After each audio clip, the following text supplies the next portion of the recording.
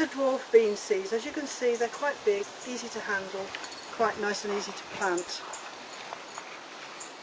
I'll just show you how I do that. Let's make a little hole in the compost and drop the bean seed in at about 4 centimetres or 2 inches, depending on whether you're in centimetres or inches. I'll just do 4 so that you can see how it's done. I don't cover them up with compost until I've finished the row, otherwise I tend to forget where I've got to. So those are the bean seeds. Now these are beetroot seeds, and as you can see they're still easy to handle. You can sow them one at a time. Quite often the beetroot seeds come as 2 or 3 seeds stuck together as a cluster. If it's just a single seed, it's called a monogerm. And again, I don't plant these quite as deeply, but just put one in the top and then cover it lightly with compost afterwards. And again, I do a whole row before I cover them up.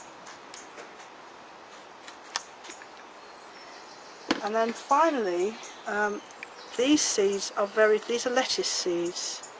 They're very fine. It's really, unless you've got a lot of time on your hands, it's really not possible to do one at a time, and they're not all going to germinate anyway. So what I tend to do is have smaller modules and do a pinch of these seeds and then move them on when they've grown big enough. So just make a little space at the top of the module because they don't want to be too deep, and I'm going to put a little compost on the top. Pinch of seed, that's quite a big pinch, try and make it smaller next time. Another pinch, final pinch, and then a little handful of compost to cover them very lightly, just gently, but make sure the compost is in contact with the seed. And then we'll water well and should get some germination. And as the weather's quite warm today, probably for the next week, we should get germination about 7 to 10 days. Over here we have rainbow chard. These were pricked out from this pot where I grew quite a few, and these have been developed further because they are able, with better access to more compost than cramped in this pot. I mentioned pricking out.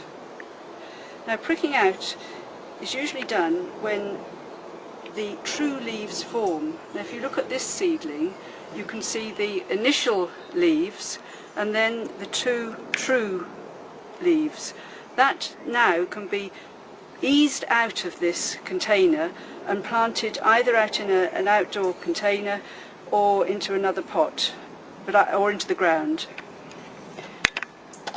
In this container there are 2 types. Some of these were pricked out, but these are chicory seedlings which were sown, 2 in each of these modules, and then one of them was cut off in order to let one of them grow properly. And these now are ready and hardened off. They've been outside for a bit, ready to be planted out. For more information about food growing skill sessions and for activities that other groups are doing on energy and streets, please go to www.transitionstalbans.org and see what we're up to.